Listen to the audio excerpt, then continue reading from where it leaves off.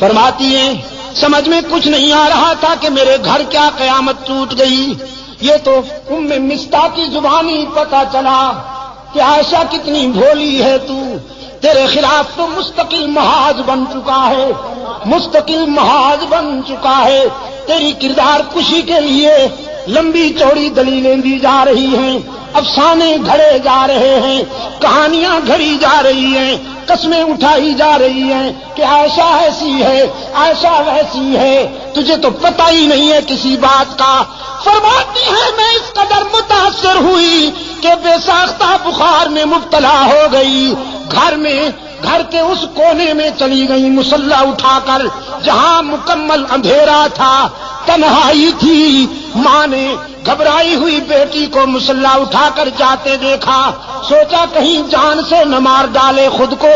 پوچھا بیٹی کہاں جاتی ہو؟ عائشہ نے کہا چپ رہیے، گھبرائیے نہیں، ہائی کورٹ تو ناراض ہو گیا ہے، ذرا سپریم کورٹ کا دروازہ کھٹکھٹانے جا رہی ہوں.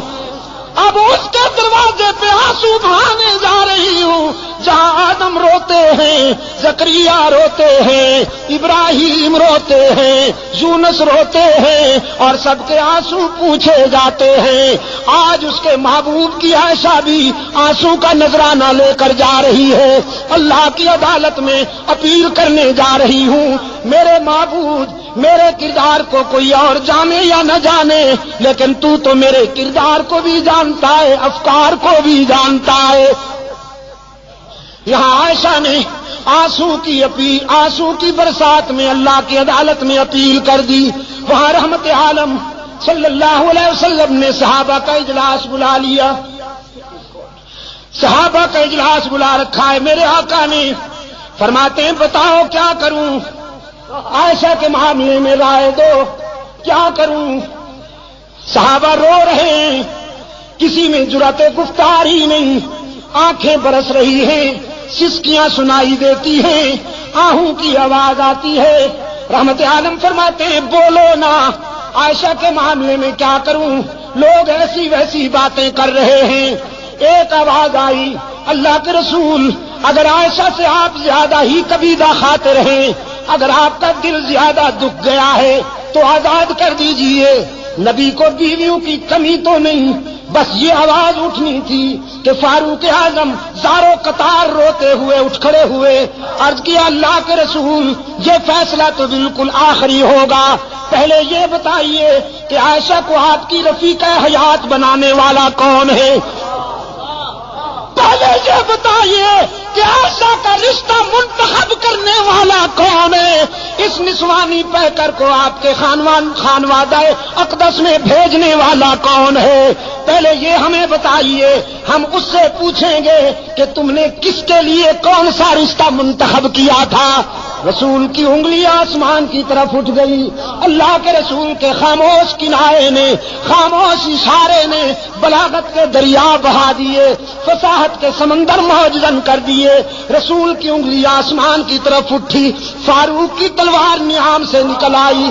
عرض کیا اللہ کے رسول جس نے عائشہ کو آپ کے گھر میں آپ کی بیوی بنا کر بھیجا ہے، آپ کے گھر سے نکالنے کا اختیار بھی اسی کو ہے. عائشہ پر تنقید کرنے والوں کو میری تلوار کے حوالے کر دیجئے، ان سے میری تلوار نمٹے گی، انہیں تو میں سمجھوں گا. رحمت عالم صلی اللہ علیہ وسلم کی آنکھوں میں آنسو تھے، لبوں پہ مسکراہٹ چمک گئی. فرمایا جزاک اللہ ابن خطاب، جزاک اللہ، تو نے میرے دل کی گرانیاں دور کر دی، تو نے میرے ذہن کی گرانیاں دور کر دی. جزاک اللہ میرے عمر. بس فیصلہ وہیں سے ہوگا.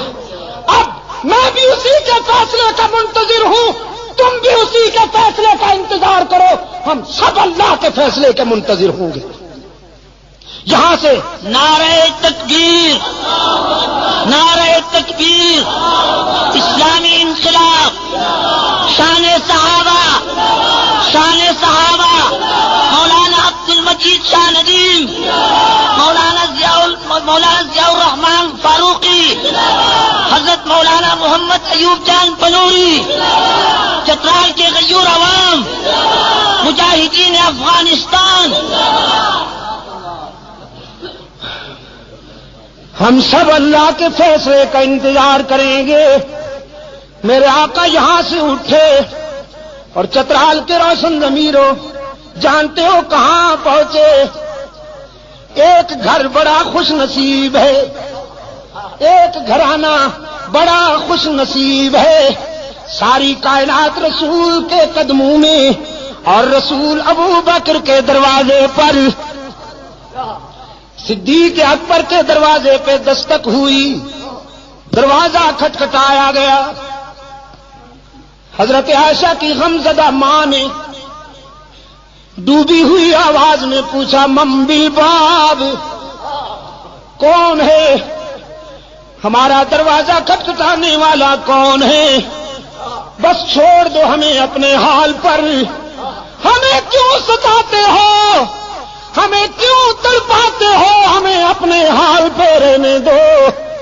باہر سے کوثر و تسنیم میں دھلی ہوئی آواز بلند ہوئی، ابو بکر کے گھر والوں دروازہ کھولو نا، تمہارے دروازے پہ آسمان رسالت کا سراج منیر آیا ہے، عبداللہ کا یتیم آیا ہے، محمد عربی آئے ہیں، دوڑتی ہوئی آئی ہے۔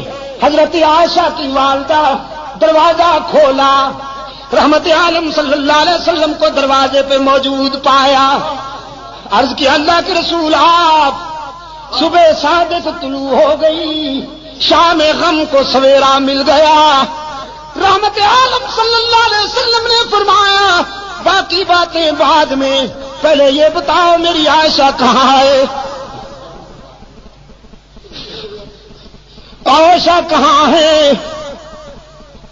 اور حضرت عائشہ فرماتی ہیں میں اپنی والدہ اور اپنے آقا کے الفاظ سن رہی ہوں، میرے دل نے تقاضا کیا کہ اٹھوں اور دامن رسول سے چمٹ کر جی بھر کے رو لوں، سارے دل کا بوجھ اتار دوں، لیکن پھر میرے ضمیر نے میرے قدم روک لیے۔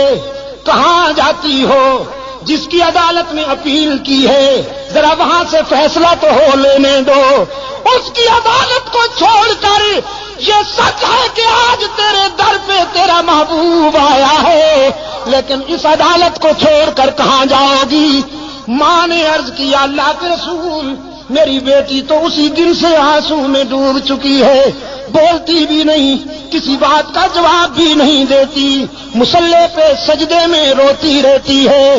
رحمت عالم صلی اللہ علیہ وسلم قریب آئے، عرض فرمانے لگے عائشہ آج اپنی صفائی میں جو کچھ کہنا چاہتی ہو کہو، سننے کے لیے آیا ہوں۔ حضرت عائشہ فرماتی ہیں میرے آقا اشکو بسی و حزنی اللہ، آج میرا وہی حال ہے جو ابو یوسف کا تھا۔ فرماتی ہیں میرے غم و حزن کا یہ عالم کہ یعقوب علیہ السلام کا نام ہی بھول گیا، ابو یوسف کہہ کر گزارا کیا۔ آقا میں آج کیا کہوں بھی تو لوگ نہیں مانیں گے، جو کچھ کہنا چاہتی تھی علیم بذات الصدور کو کہہ بیٹھی ہوں اور اسی کے فیصلے کی انتظار کر رہی ہوں۔ وہ یوسف پر الزام کی صفائی دینے والا ہے، وہ موسیٰ پر الزام کی صفائی دینے والا ہے، وہ عیسیٰ پر حضرت مریم پر لگائے جانے والے الزام کی برات کرنے والا ہے۔ آج ابو بکر کی بیٹی بھی اسی کے دروازے پہ رو رہی ہے، میں نے جو کچھ کہنا تھا اسی کو کہہ بیٹھی ہوں۔ رحمت عالم نے فرمایا عائشہ میں بھی اسی کے فیصلے کا منتظر ہوں، اس لیے کہ تیرے بیٹے نے تیری مثل سپریم کورٹ میں بھیج دی تھی، عمر نے تیرا کیس اللہ کی عدالت میں بھیج دیا ہے، میں بھی اسی کے فیصلے کا منتظر ہوں۔ صدیقہ فرماتی ہے میں نے سوچا وہ بڑا بے نیاز ہے، نہ معلوم کب فیصلہ آئے گا، یہ تو معلوم ہی نہیں تھا مجھے کہ ہمیں میدان و ہمیں گو۔ حضور بیٹھے، چہرے پر وہ پسینے کی بوندیں چمکنے لگی جو وحی کے وقت ہوا کرتی تھی، چادر اوڑھ لی اور جسد اطہر پر وہ کپ کپی تاری ہو گئی جو وحی کے وقت ہوا کرتی تھی۔ میں سمجھ گئی کہ کال مل گئی ہے، رابطہ قائم ہو گیا ہے، کانپتی ہوئی اٹھ بیٹھی، دیکھوں فیصلہ کیا ہوتا ہے۔ ماں بھی قریب آ بیٹھی ہے، رحمت عالم صلی اللہ علیہ وسلم پر کچھ دیر وحی کی کیفیت طاری رہی، پھر حضور نے چہرہ اطہر سے چادر اٹھائی۔ حضرت عائشہ فرماتی ہیں میں نے غور سے چہرہ رسول کو پڑھا اور رسول کے چہرے پر نظر پڑتے ہی میرے ضمیر نے مجھے بشارت دی، عائشہ مبارک ہو تو کیس جیت گئی، تیری شام غم ختم ہو گئی۔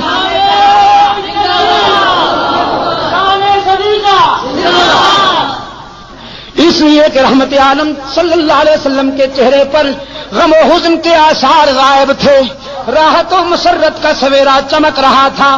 چادر ہٹاتے ہی رحمت عالم صلی اللہ علیہ وسلم نے فرمایا عائشہ مبارکباد دیتا ہوں، اے صدیق کی بیٹی، تیرے مقدر کا کون مقابلہ کرے کہ موسیٰ پر الزام لگے تو ایک عورت وکیل صفائی بنتی ہے، یوسف پر الزام لگے تو ایک لڑکا وکیل صفائی بنتا ہے، مریم پر الزام لگے تو عیسیٰ بچہ وکیل صفائی بنتا ہے، لیکن ابو بکر کی بیٹی یہ تیرا مقدر ہے کہ جب منافقین نے تجھ پر تنقید کی تو خود رب العالمین وکیل صفائی بن گیا،